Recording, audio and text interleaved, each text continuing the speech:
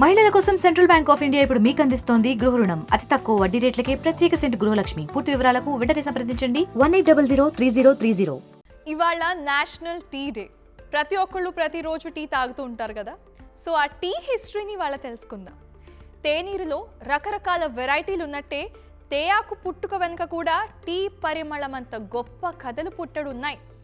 బుద్ధుడి కనురెప్పల వెంట్రుకల నుంచి టీ మొక్క ఆవిర్భవించిందని కొంత వాదన ఉంది.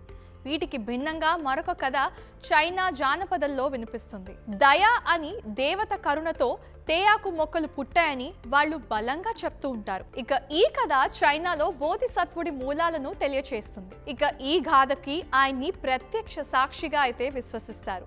చైనాలో ఒకానొక ప్రాంతంలో బోధిసత్వుడికి కంచు విగ్రహం ప్రతిష్ఠించి ఉన్న పురాతన ఆలయం ఉందట. ఒక నిరుపేద రైతు రోజు వచ్చి ఆ గుడిని శుభ్రం చేస్తూ ఉండేవాడంట. అయితే ఒకానొక రోజు అకస్మాత్తుగా బోధిసత్వుడి విగ్రహం కదిలిందంట. దాన్ని చూడగానే రైతు వెంటనే కళ్ళు మూసుకోగా దయాదేవి లోగొంతుకుతో ఈ గుడి వెలుపల నీ భవిష్యత్తుకి తాళం చెవి ఉందని దాన్ని జాగ్రత్తగా కాపాడుకో అని చెప్పిందంట. దిగ్భ్రాంతి నుంచి తేరుకున్న రైతు గుడి బయటకి వెతకగా ఒక ఎండిపోయిన పొద కనిపించిందంట.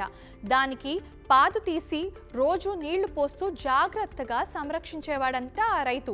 ఇంకా కొన్నాళ్లకి ఆ పాదు చిగుళ్ళు వేసింది. ఇంకా పచ్చగా కళకళలాడింది. ఆ ఆకులు సేకరించి పానీయంగా తాగితే ఎక్కడా లేని ఉత్సాహం వచ్చిందంట.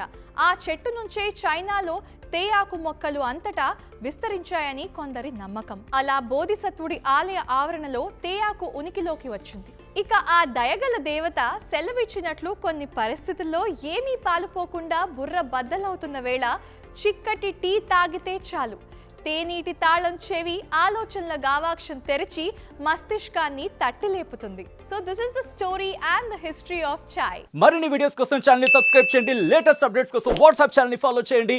అండ్ లింక్ డిస్క్రిప్షన్ లో ఉంది.